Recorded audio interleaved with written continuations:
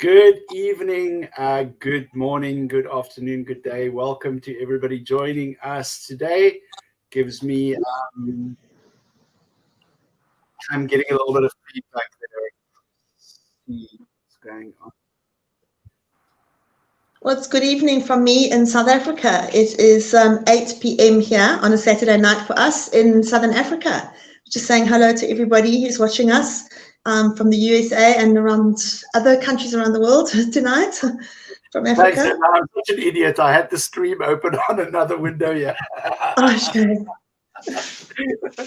Yeah, allow me to introduce our guests. We have got Kato Mukasa and my compatriot Lynda Tilley here, and they're going to fill us in all about the situation in Uganda. And for those of you who don't know, Uganda is a neighbor of Kenya, so it's a landlocked country in almost right in the center of the African continent, you know. To our Western audience, completely unfamiliar with the happenings down on the ground in Africa. We would love to actually highlight some of the issues and the situations that happen in these African countries. And, Lynda was mentioning earlier as well that, what did you mention, Lynda? The highest number of humanist schools on the continent were located in Uganda. That's quite an interesting statistic. Correct, yes. Tell us a little bit more about that. Well, there are so many humanist schools. Most people don't know that before we were colonized, we did have our own African schools in place, which were very much based on schools where children were taught skills and their strong points were accentuated. They were learnt basically like emotional intelligence and all things of dealing with life and problems, and then people who showed special skills towards things like carpentry or farming or whatever would be encouraged in that. So there were schools in place before colonization, and even forms of writing and recording things and everything. We did have there were different alphabets, and North Africa was printing its own written books at the time, which they were trading with the rest of the world. And in West Africa, East Africa, and Southern Africa, we also have found accounts, of written records. So those were in place, and the way the humanist schools are now is that we have the Uganda Humanist Schools Trust, which is a board of a private donorship from the UK, which have actually set up quite a lot of the schools there. And then we also have private donors that are funding schools. And Kato had a humanist vocational training centre, which he can tell you more about. But there are so many schools, and basically they have children from all religions. The main religion there is Christianity, and then they have Islam as well, and a few Hindu, but not so many. So basically the children are taught a system of schooling because according to the law, they have to still teach the government curriculum. So the humanist schools are teaching the government curriculum, but they're running a humanist-based curriculum alongside that, which is very much science-based. So some of the schools have got lovely laboratories and that equipped for science. They have big focus on science. And because by law they still have to teach religion, they are teach religion as separate subjects rather than a moral code of life. So children are getting an exposure to what the different religions are about, but then the heavy emphasis is on science and on shared humanity and love for fellow man, and that we all work together to improve things for the sake of the community, the country, and the greater good. And I think that if you present children with that and religion more as an outside thing, where it's not part of the daily school prayers and that kind of thing, children, as they get older, especially when their mind is fed with lots of scientific knowledge and the wonder of science, they are automatically, I found with my two children as well, who went to a Christian, they were at a religious school, Christian-based school, but they had a very open view. I didn't push them into any direction. Automatically, I found with my own children, when you do that, they automatically become atheists, godless, because it's just practically, they can see straight away. Ooh, you froze up for me there for a second. You froze up there for a second. You froze up there for a second. I'm back, sorry. So it's really just, and this is the thing, and I've noticed the kids that are graduating from the humanist schools in Uganda are all being offered, a lot of them are being offered scholarships and things like that, because they've got so much more potential than their minds are open, and it's reached the stage now where, I know with my children, when I speak to them, if someone speaks to them about God or something, it's as crazy to them as if someone was saying there's a pink fairy that you can give 3 wishes to and your wishes will come true in the morning and you'll pass your exam or whatever. They laugh at the idea of, Mom, like, how can people actually believe this stuff? And that's kind of what we're hoping with the humanist schools, is that kids grow up to see it for what it is and realize that religion is... Yeah, what I was going to say, Lynda, is like it's very, for me, I don't mind if you teach children about religion, but you will not teach them about only one religion. You will teach them about all religions, because children are bright enough to realize, hey, wait a minute, like there's something wrong. Exactly. I think it's akin to child abuse, is that you would never ever feed your child one food only growing up. You would never only read your child one book or teach them maths from one textbook. They've got to have a broad view of all the different religions. And then when they're old enough, they can decide for themselves, which is what my children did, and they both are naturally atheists. And the thing is that this is what's happening in the Ugandan schools. And it's so wonderful, because if you look at how much good just one person does who can see things for what they are, there are hundreds and hundreds. We don't obviously see the benefits now, but as the years go by, we're going to have all these adults with this open-minded that are really going to be working on shared humanism. And that, to me, is the only way we can solve so many problems, is with the education of our children. And it's a slow process. But we've got to understand it was a slow process to get us to this stage in Africa, with the religion being so part of everybody's culture and life here. It's not going to be resolved overnight. It's slowly, slowly, slowly that we do it. Yeah, no, I agree. Kato, won't you tell us about some of the underlying causes of things that contribute to human rights abuses in Uganda?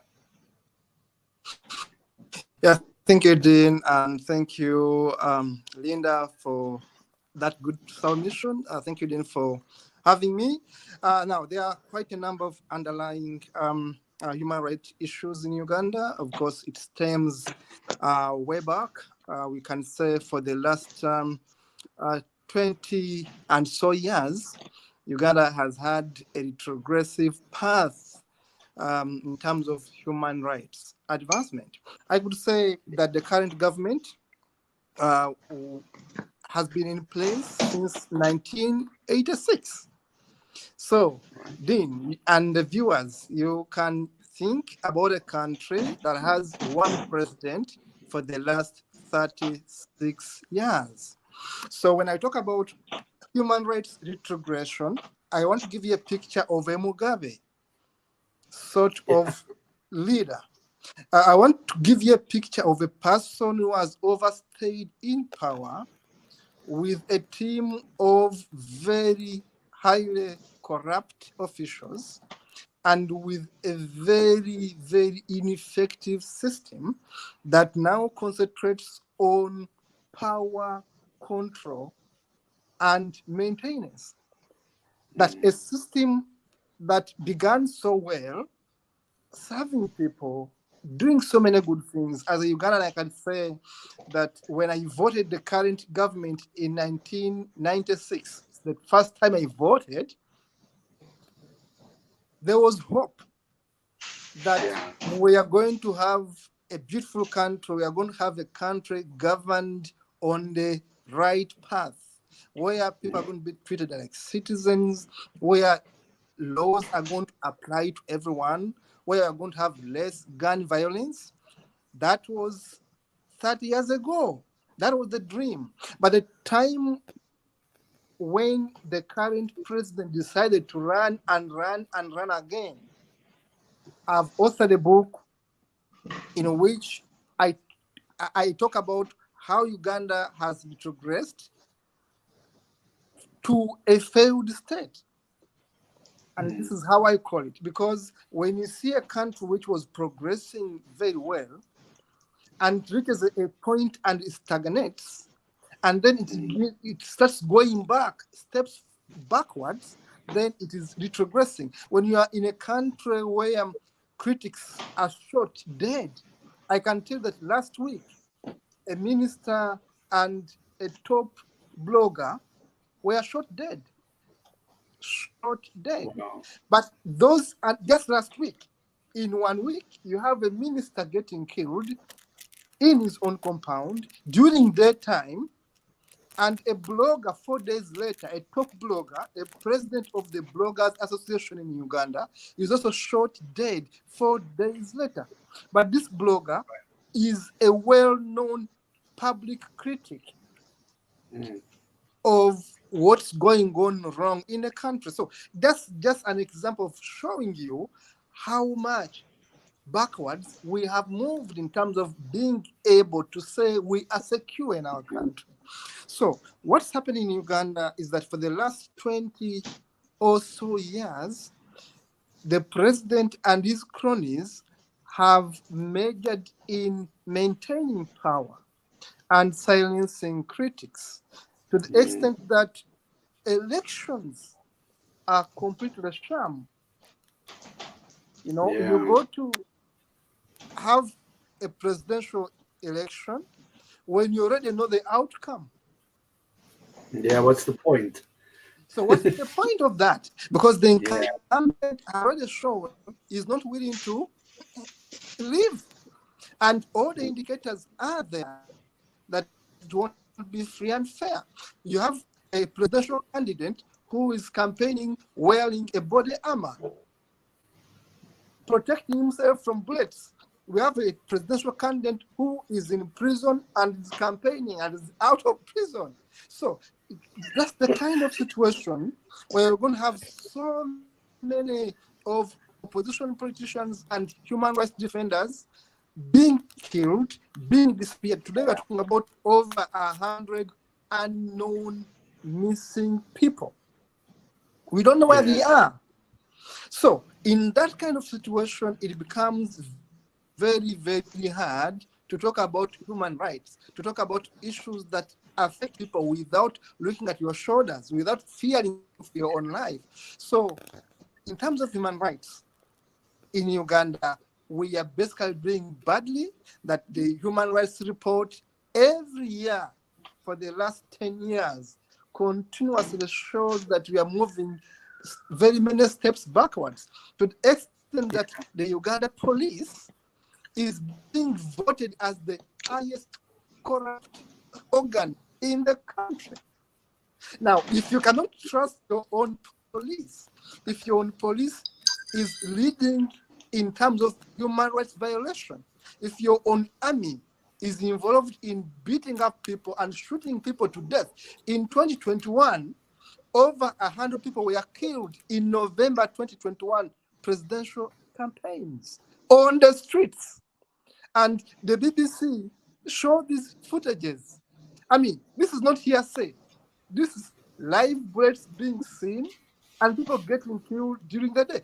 I was in my office right in the heart of Kampala, and bullets were passing over all over. And over 100 people are killed, and army officers proudly claim it's okay. The spokesperson of the government says it's okay to shoot and kill people. So in such a country where human rights are being violated day in, day out, it becomes very, very, very insecure for many people. As we speak today, there is what we call a silent genocide in Karamoja. My comrade Lynda there has written beautifully about Karamoja, a region in northern Uganda comprising of several districts, and a region where a lot of mineral wealth has been discovered.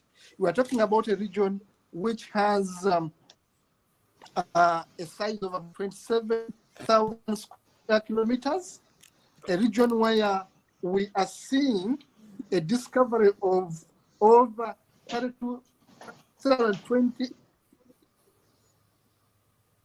tons of gold discovered there in 2019 with so many investors. And we're talking about investors, we're talking about Chinese companies all over Europe going into this region, monopolizing the mining rights and taking over. And at the same time, the UPDF is the government military wing, the armed forces of the government, the soldiers, shooting people, holding them, out of their houses, burning houses, and killing people. And we see hundreds of people being starved to death. When we live in a country where some regions have surplus food. So, and this one is happening in the last 3 years, non-stop. And this is what people are calling a silent massacre, that they are not allowing us to talk about it. A silent genocide happening in one region of the country. We have quite a number of unaccounted for deaths, massacres, like the Kasese massacre of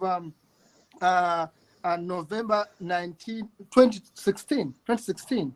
In 2 days, on the 26th and 27th of November 2016, over 100 people were killed in Kasese, in a kingdom.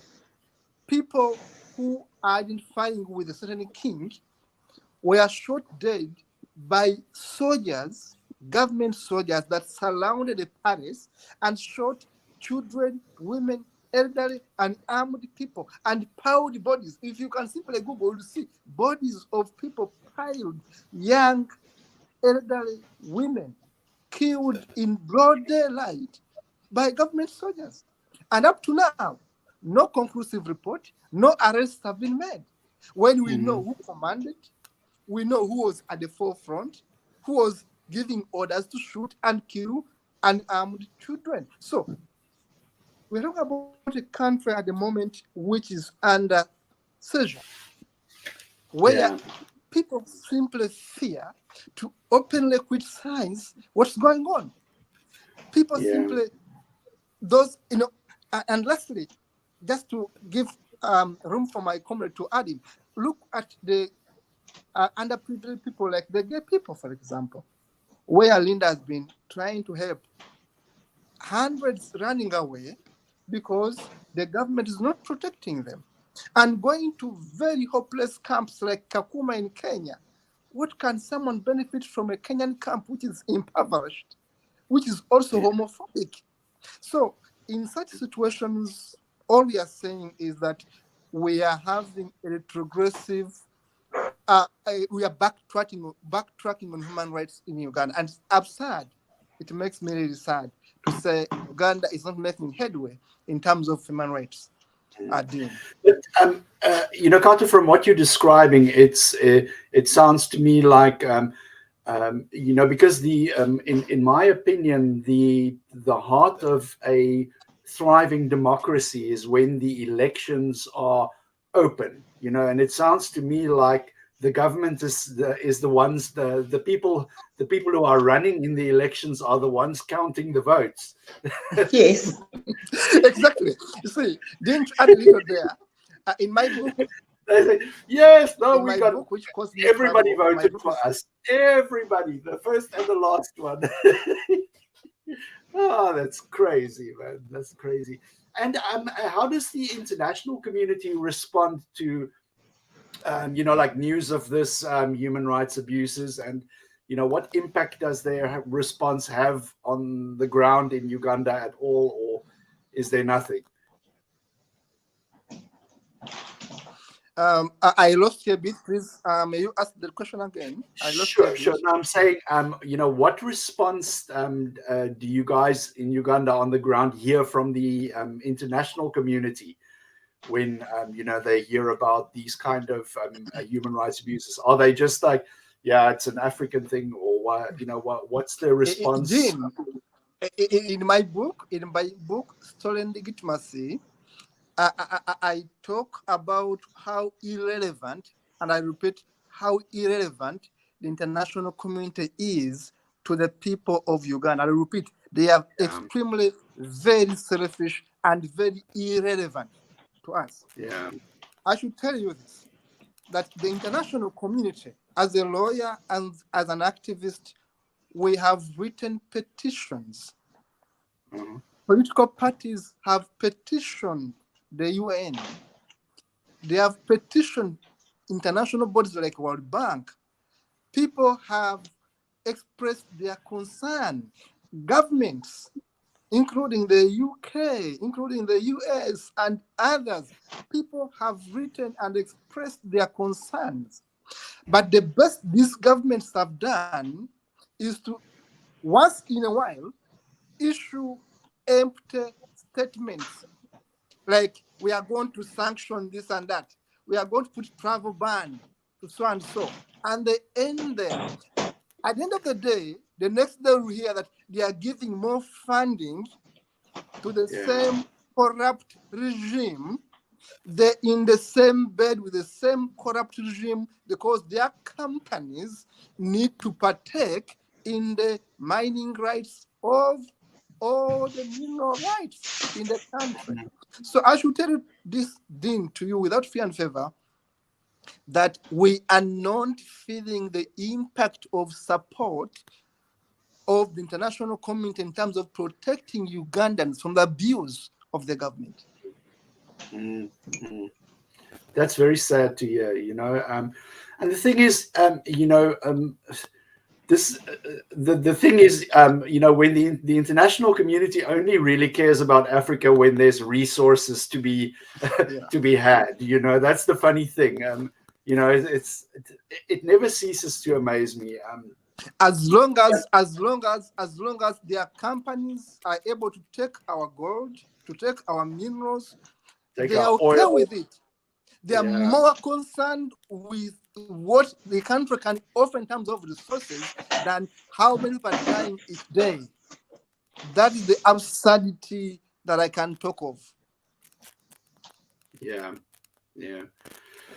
And you know, do you guys? So you say you don't feel any impact, you know, on the ground in Uganda, you know, when the international community covers, you know, any kind of news or anything like that in Uganda. So how do we go about raising, you know, the international awareness of some of these human rights abuses and violations that are happening in Uganda? Is it a matter of just you know, being more open and more vocal? How do you think we can change the awareness about this? Because like I said to Lynda beforehand, you know, this is I always knew. Hi Esther, thank you. Thank you for joining us. You've met Lynda, and can I introduce you to Kato Mukasa? He is from Uganda. Hello. Yeah. Hi, Esther. Hello, how are you doing? Good, thank you. Good to meet you. We haven't met, but I've heard of you, so it's nice to meet you. Nice to meet you too. Nice to meet you. You're talking about one of my favorite subjects at the moment. Yeah. Really? Yeah. We were talking, you know, just to fill you in, so we were basically covering how, you know, I don't know if it's just me, but there is this trend. There seems to be this trend in African countries when a person comes into power, they're very reluctant to let somebody else, you know, to share that power with other people. And Kato was explaining to us how this is the situation in Uganda at the moment, where the government is really running roughshod over human rights and people are disappearing left, right, and center. Any kind of dissent against the government is dealt with very harshly. And I wonder, actually, you know, if there is you know, is there a big religious influence in this as well? Is the you know, is the church playing into this as well? Because I believe Uganda is mostly Christian. Hey, Lynda. Mm-hmm. Yes, I will say something briefly there, but I'm going to invite my colleague Lynda to add something in the past. Now, when it comes to religion, we claim to be a highly religious country. We claim, and I use that word, we claim, because 90% of us say we are religious, we believe in a certain God. Basically, it's about 2% of us, 2% of us who openly say we are not religious. 2%. Only 2%. Now you can imagine. Yes, 2%. If you look at their census, at their records. Of course, because when they're asking you questions, when they're doing census, they don't give a gap for non-religious. Mm. You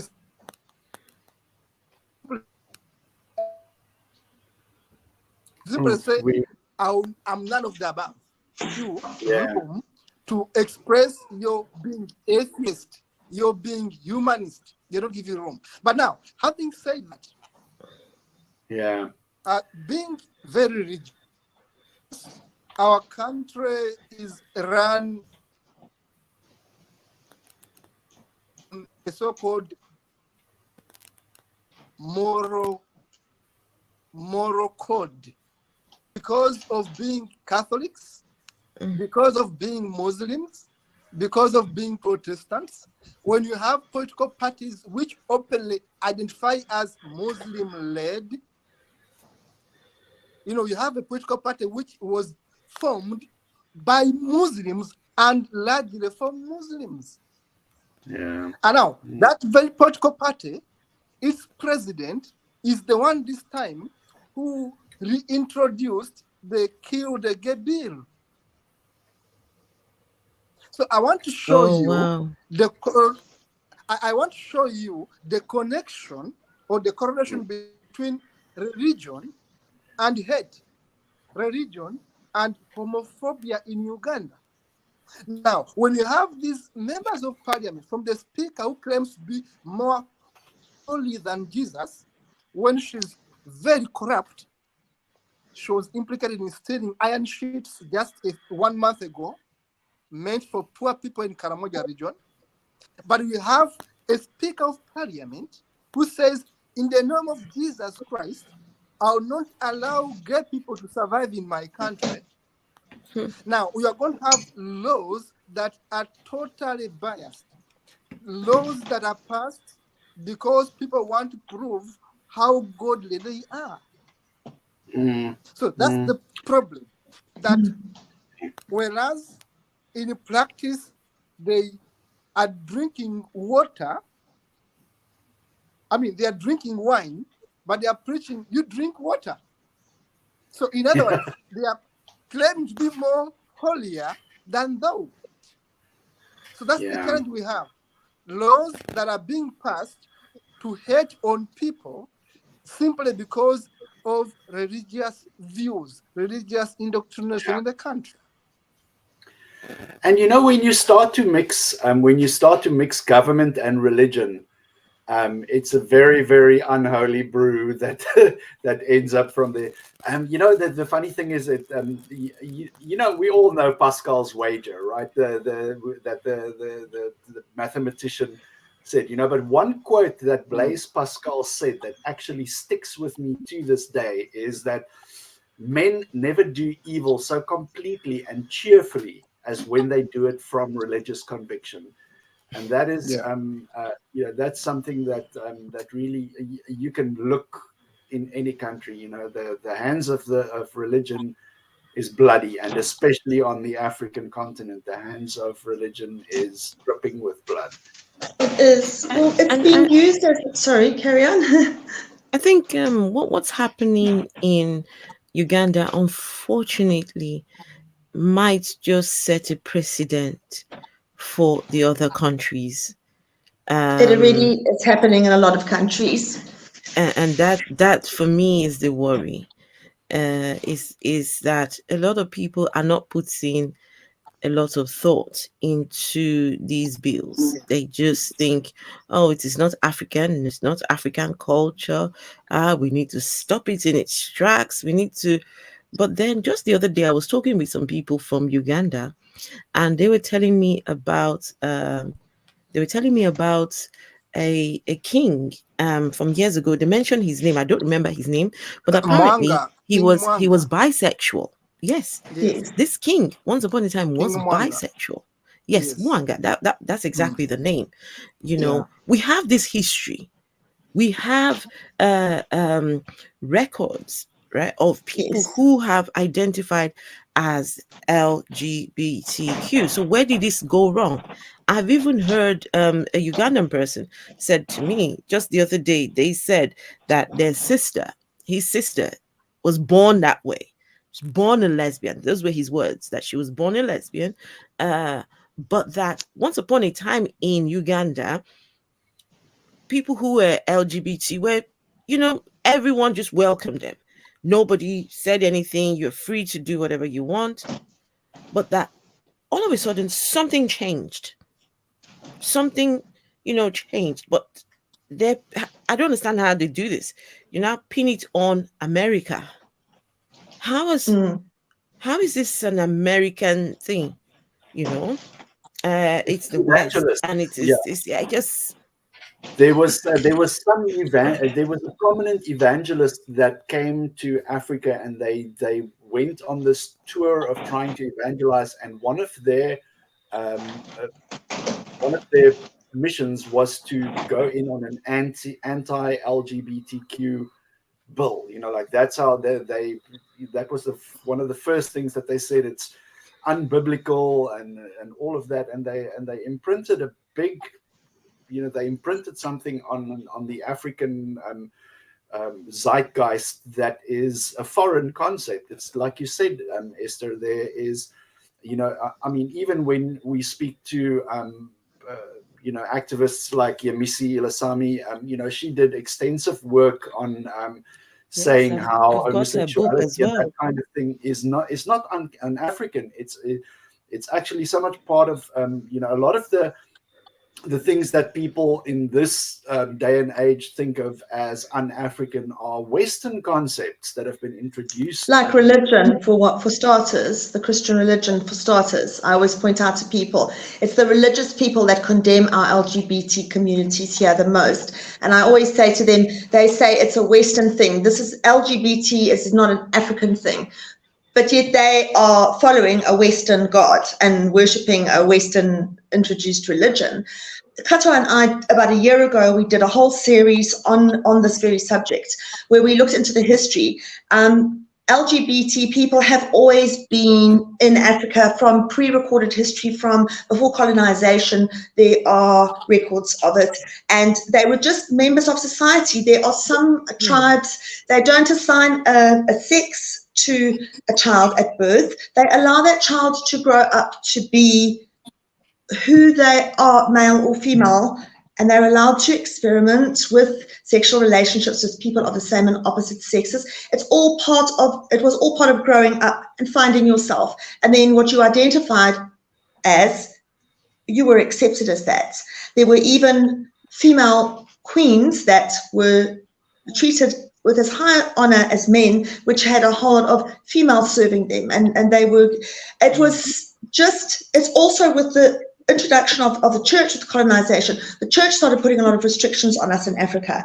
First of all, they told people that it was illegal to have more than one wife. You know, being polygamous was a natural way that worked in Africa. We never had orphans. We never had the problems that we have today. It was a sin. You had to only marry one person. You had to be married in a church, otherwise it wasn't recognized. Anybody that had children, the most damaging thing, out of wedlock, that child was a bastard. Your child, you had to be married. Your child had to be christened in the church. They also brought in these laws about people having homosexual relations and that. But before then, and I always remind people, it was the colonists that actually built prisons and that. We didn't have prison systems and that here before we were colonized. We didn't have the need for that because crimes were dealt with, and there was no ways we needed to take people and put them in prison just because of their sexual preference. We tried to explain, you can't help the way you're born. And Kato and I try and get the myth. There's so many myths out there that if a gay person is going to like come onto you or rape you, and then you're going to become gay or something, and then so narrow-minded, but unfortunately it's because of our education system. We are programmed to believe everybody in authority. Now, the president of my country, Robert Mugabe, has said on public platforms internationally, homosexuality is something from the West, it's not an African thing. So has Yoweri Museveni from Uganda. So when you have a president who should know better and should not be biased towards anybody but is, stand up and tell the whole world, people believe him. So now this is how it's perpetuated, I believe, throughout our cultures here. And we find that in Africa, it's the LGBT communities and the atheist communities that drift together, because we are both very much outcast. And many LGBT people they gave up religion because they realized, how can they follow something that doesn't support them who they are?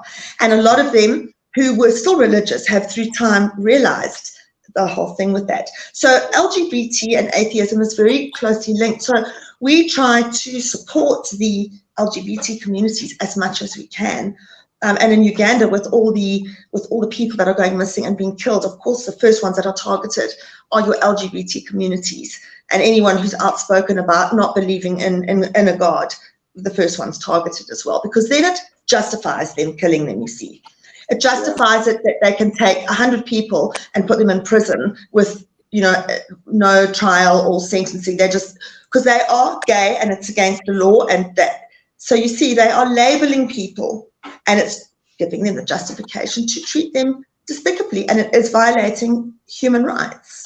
So it's a huge issue that it's an uphill battle. And you'd think that in the year 2023 we were making strides with that, but it almost feels sometimes like we're going backwards.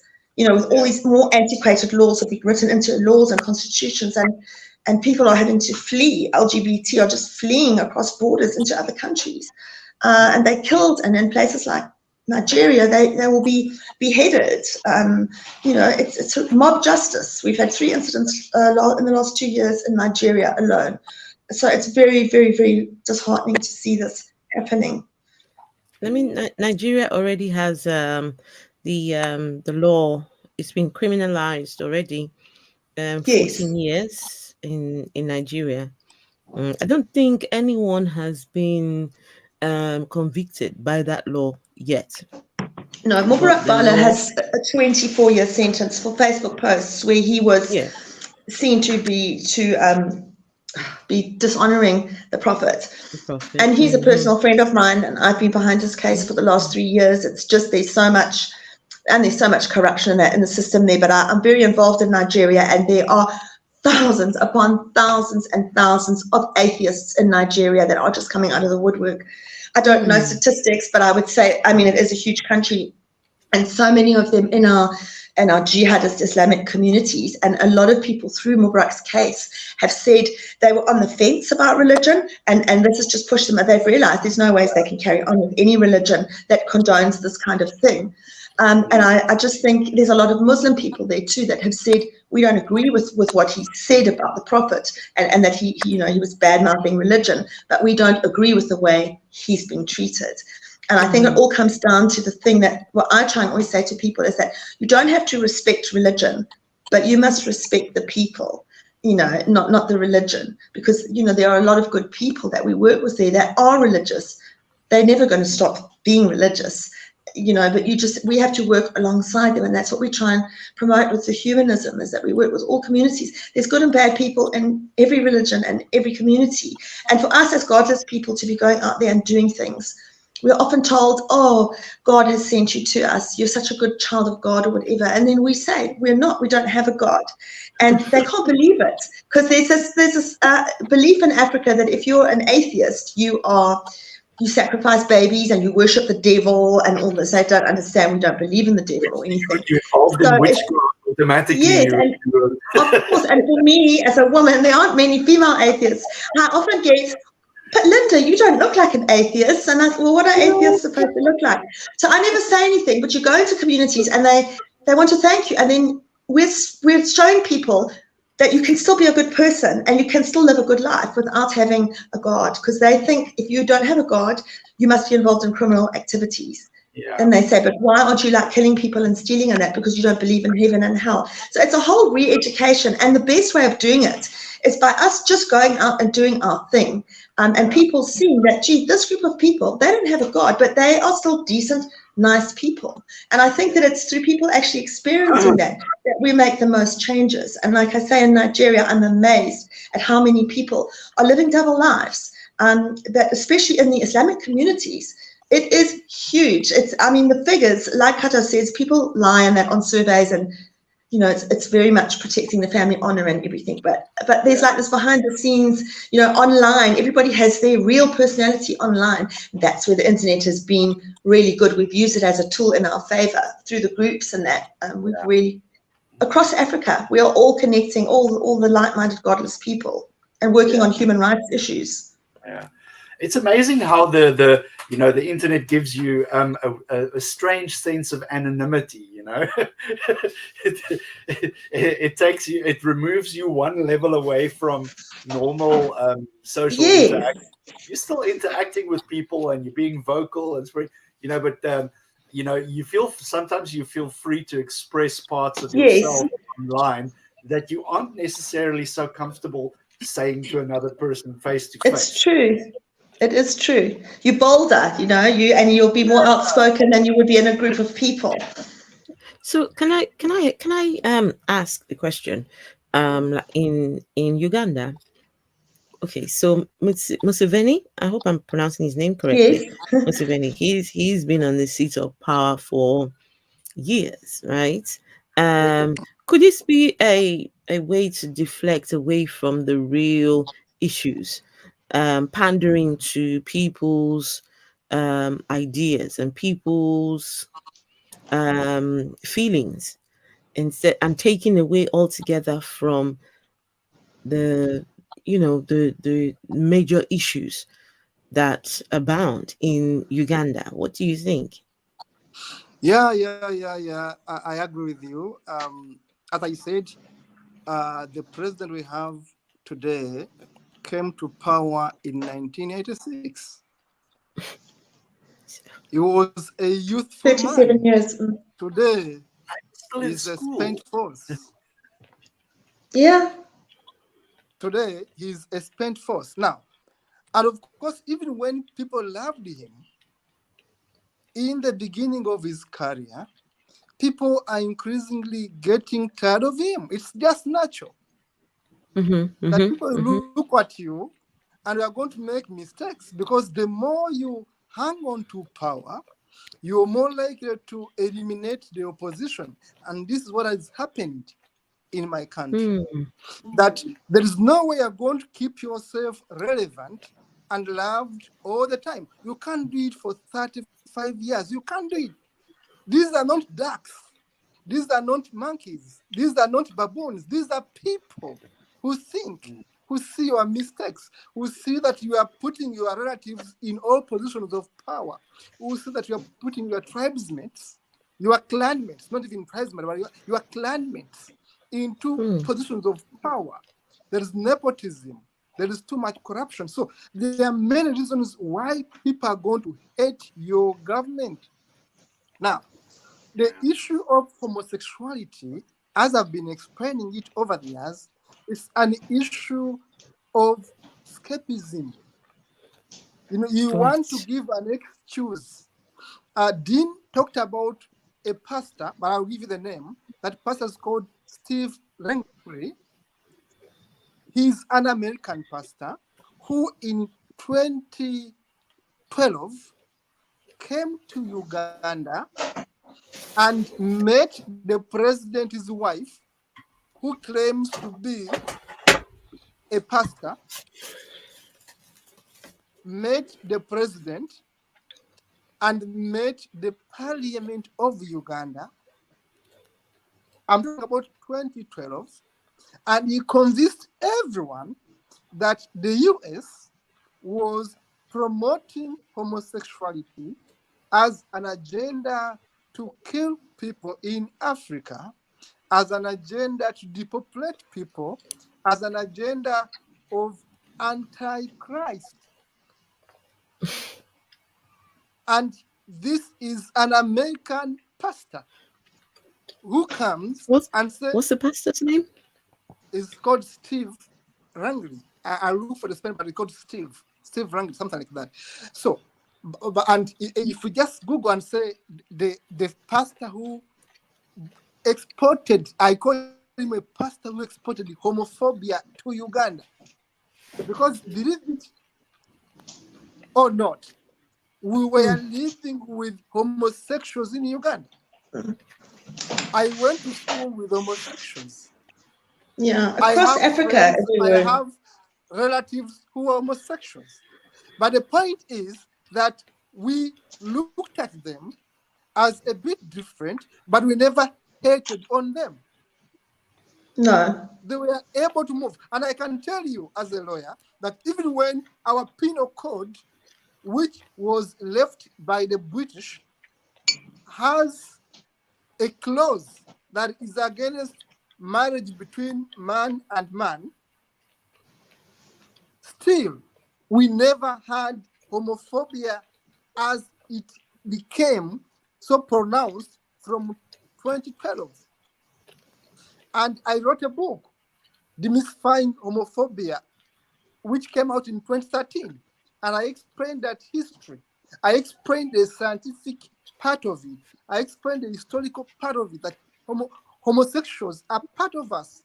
For years, for generations, they are part of humanity. And our history, as you said, we had a king who was homosexual. In our culture, we never killed the homosexuals. Whereas we never embraced them so much, but we never hated on them. We left them to be what they wanted to be. But when these Americans, Christians, evangelical Americans, led by this man, Steve Rangley, or Rangley, whatever his name is, I can't get the pronunciation very well, he exported homophobia and he convinced everyone that Americans wanted to promote their agenda to depopulate Africa. They were anti-Christian in their policies. So because of that, the Parliament of Uganda strictly embarked on a journey to pass the Kill the Gay Bill, which was passed in 2014 as a Christmas gift. The Speaker of Parliament then, Rebecca Kadaga, said, "I'm giving Ugandans a Christmas gift by having this bill passed." And the bill made it criminal for even lawyers like me to defend homosexuals, for teachers to teach homosexual children, for parents not to report their own children for being homosexual, for landlords not to report homosexual tenants. That was the Kill the Gay Bill. And it was passed into law only for lawyers to go and use a technicality that the quorum, when passing it, was not enough. So the law was not even quashed on its merits, but simply on a technicality. That's why we have it back, passed into law just 2 months ago. It's back into law. And it's before the president to pass it again into law. It's before the president, because the parliament 2 months ago has said, now we have the right quorum. The same clauses are still there, to which hunt lawyers, which hunt parents, which hunt tenants, which hunt teachers, schools, institutions, medical doctors, for simply doing their work. So, in brief, homophobia was exported to Africa by the colonialists and has been cemented to Africa by Christian imperialists, including Steve. So briefly, that is it. And it's splitting and dividing us further. Yeah. I just wanted to say, like, you know, the next fucking Christian that comes to me and says to me, like, what harm does religion do? What harm can it do for you to believe? You know, like, the next fucker that darkens my doorstep with this kind of bullshit. I'm sorry for letting this stream of profanity loose, but this is something that I feel so strongly about, you know, because you know, Christianity comes bearing a poison chalice for you to drink from. You know, like it's all smiles in front, but there's a knife. They're holding a knife behind the back. You know, because it is anti-human rights. You know, it's anti-freedom. It's anti-woman. It's anti so many things that we, in this current day and age, consider as human rights that we should strive towards, you know, for the betterment of our planet, for the beternment of our society. I can go on about this. No, I'm saying I was just apologizing because I interrupted you mid-sentence. I just want to illustrate to you how homophobic Ugandans stand in a space of months, in a space of years. From 2012, I should tell you that in 2014, our office, my NGO office, which was actively advocating for the rights of homosexuals since 2007, our office was attacked in a space of 1 year. Our office was attacked 4 times, broken into, computers stolen, stuff stolen. My home was attacked in September. On September 30th, I was attacked. They wanted to kill me, and they burnt my car to ashes. And sorry, you cut out there for a quick second. You said what? They attacked me in my home in the night. And because when they failed to break the main door, my car was parked right in front of my door, in my compound. They burnt my car to ashes. Oh no. September 2014. And photos are there on Facebook. I was put into international news and all that.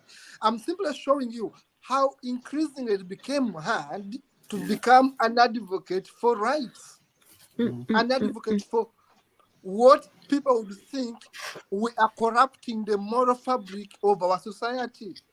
So, and from then, our office has been attacked almost in each quarter, once in each quarter, like 4 or 5 times in a year. They break into your office, they steal everything. They are simply making it hard for you to operate. And look, they have branded all of us homosexuals. Simply because we are saying, look, these are people like me and you. They should have the right human beings, you know. This is the thing, Kato. You know, like I don't care who you are, what you believe, who you sleep with. That doesn't matter to me. You know, what's important to me is that you're another human being. And exactly. That's the principle of humanism. You know, is that we look beyond the things that make us different from one another, and we recognize that we are fellow creatures. You know, like, and I mean, like, that to me is the purest essence of humanism. You know, you can go into greater depths about how, you know, we're supposed to, you know, help and uplift one another for the betterment of our societies, you know. But it's just when you look into another person's eyes, you know, like, how can you say you're different from me, you don't deserve to live, or, you know, like, you do something different from me, you don't have a right to X, Y, and Z. You know, this religion is really poisoning the minds of it is, you know, people that would never, in any other circumstance, they would never ever consider doing these kind of things to their neighbors, to their friends, to their co-workers. Exactly. But in the context of this poisonous religious mindset, they, you know, I don't know what it does to people. There must be some magical ingredient or mystic thing that I'm missing. That's poison. We didn't get the dose, thank goodness. We all skipped that dose. The day they were giving that out.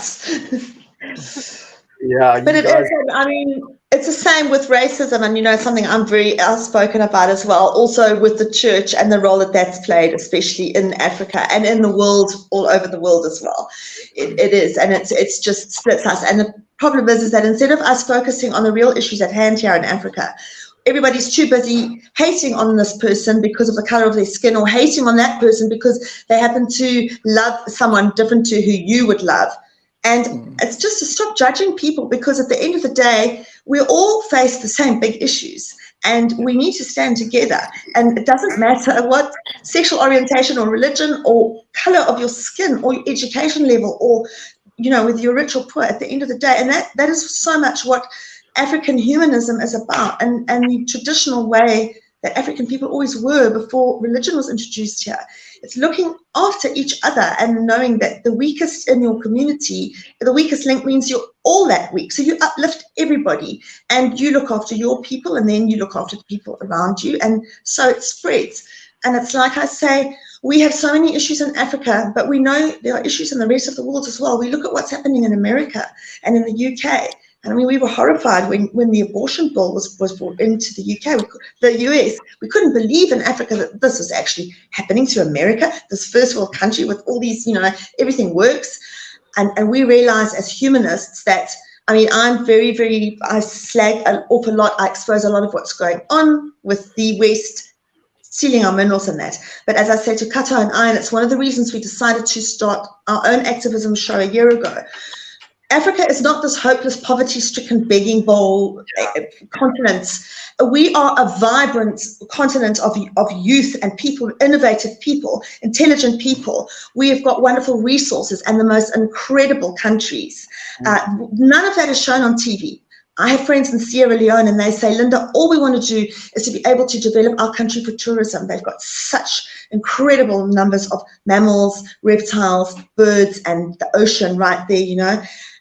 You speak to people like that, and you look at the news reports coming out of Sierra Leone with the people there. They have such an urge. They would love to share their country with the world and develop it for tourism. We've got so many. You look at all the records being broken often around the world. You'll see Nigerian mathematicians, kids, and from all our countries, and Uganda as well. I lived in East Africa for 14 years, so I am very close to the East African people and their traditions, and they are the most, well, all our people are wonderful, but they are lovely, friendly, happy, welcoming people. Hospitality is amazing, because in East Africa, the people are so friendly there, are really good at what they do. And I mean, Ugandan coffee is bought mostly Italy. Most of the Italian coffee that you drink is actually majority Ugandan or Ethiopian coffee, although it's sold off as, look how tiny Italy is. Look how big we are. Do you honestly think that they're growing all their own coffee? So, and a lot of the credit is taken, but those coffee farmers at the end of the day are earning a pittance for all their backbreaking work. We've got our humanist schools, and we have got the most amazing Ugandan people. We've had a guy on the show with all these ideas he had for putting new laws into place for issues they've got with the transport systems there. You listen to these people, and they've got solutions that actually will work and are flipping good ideas, but we are never given that chance, and we are always just told that we are poverty-stricken and this is that, but it's not. And I think what's happening now is people are standing up and saying, yes, that is the picture that's painted, and we can paint a picture for you of Uganda with the genocide and the hopelessness and the despair and the poverty. But that's not Uganda. That is not the potential of Uganda. And we want to try and show people where Africa is an amazing place with the most amazing people. But this is happening to us, and we don't want it anymore. And we want to just really, you know, that's the thing. And we know that everybody's battling, and we've seen our governments aren't sorting out issues for us here. That's why we also think by connecting with everyday people, it's people like the yous and I's that are going to solve our issues, rather than our governments aren't doing it. The United Nations isn't doing it. The Commonwealth, we rely on all these big bodies and organizations, which is why we are so keen to connect with like-minded people around the world who can help us in raising awareness, and us to just have a voice out there, because we know that they're also battling. And the whole idea is that we make ourselves better people, that we all become continents on our own which are working, and we get rid of all the evil and the corruption everywhere, and that we all eventually work together as one big planet of humans in different continents. I mean, it's a utopia kind of thing, but I mean, the end thing is, I'm very anti the UK and I'm very anti the US because I know what they got up to, but that doesn't mean that I'm anti everything. It's the yous and eyes, it's the everyday people that are battling just as much. And those are the people that we are trying to reach out to help us with raising awareness in that, because we're not getting anywhere in our international courts with our United Nations, our human rights, and it's just, it's just humans working with humans on this level, because we don't have any desire for ego, money, power, greed. We're not doing this for our own benefits. We're doing it for people. And we know that there are people like that around the world that are also, we don't do something for monetary gain or for recognition. We're doing it just to make things better for others. So it's really, that's why we're so grateful that we can talk to an international audience on a show like this and raise awareness for what's happening in Africa. Yeah. Amazing. Like I get, when I speak to whenever I speak to anybody who's passionate about Africa, you can hear, the deep impact that the continent makes on a person. You just there's something different about people from Africa. Like we just, I don't know. It's almost like they experience life in like 48-bit color. We do. I mean, I remember seeing it was a skit of somebody, it's a gentleman, he was trying to portray a message. He was walking towards this lady and the lady was walking towards him.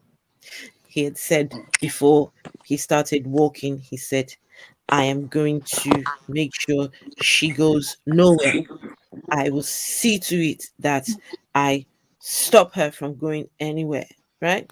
And so when they get side by side each other, he puts his foot on top of hers and stops her from moving. So she's stuck on the spot. And then he says now he has succeeded in stopping her from going anywhere. But then what he has now in turn done is he has stopped himself. Now, because he's trying to stop her from going, guess what happens? He ain't going nowhere because he's stuck there too. So, depriving people of their liberty, it just has, to me, it just has a snowball effect. It Right? does. It's that circle. It goes around. When you prevent people from being their true selves, what do you think will happen to society? And there's a quote I remember. There's one quote I remember. I don't remember exactly 100%. Something about when they came for the communists, I did nothing. When they came for the Jews, I kept quiet, I did nothing. When they came for the I did nothing. But then they now came for me, and guess what? There was nobody to fight for me. Exactly. Everyone else has been taken.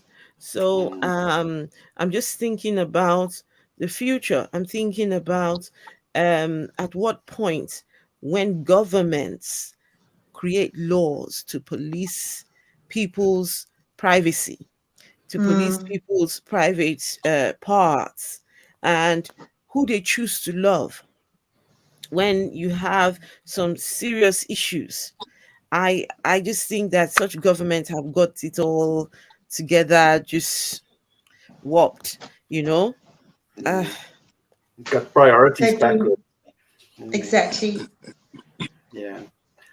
Well, guys, I think we've talked about so many different things tonight. I think we can talk about this forever by the sounds of it. But I think we've given our audience a good insight into what's happening, and I would love to thank all of you for being so very generous with your time, for sharing your stories with us, for being authentically you. and we will draw it to the close. Anybody else have any words in parting that you'd like to throw our way? Yeah, thank you, Dean, and thank you, everyone watching the show.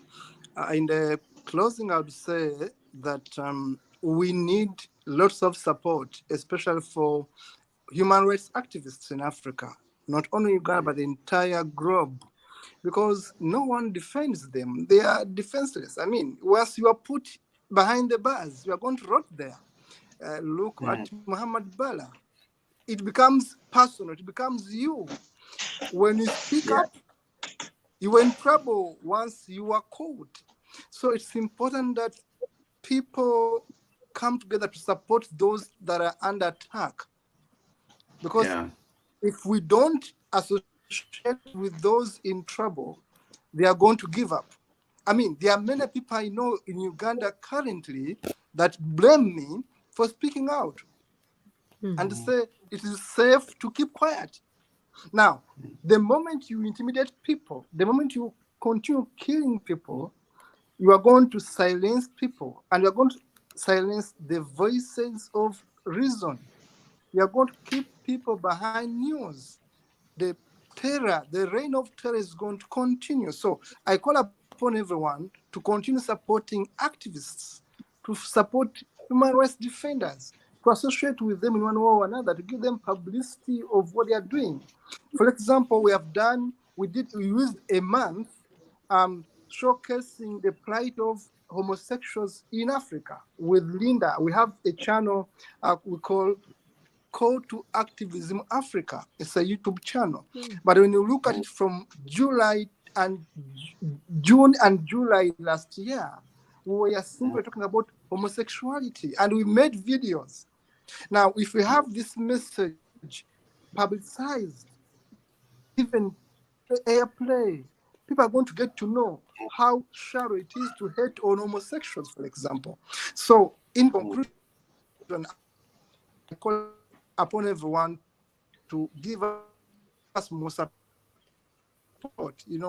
give us these voices played over and over.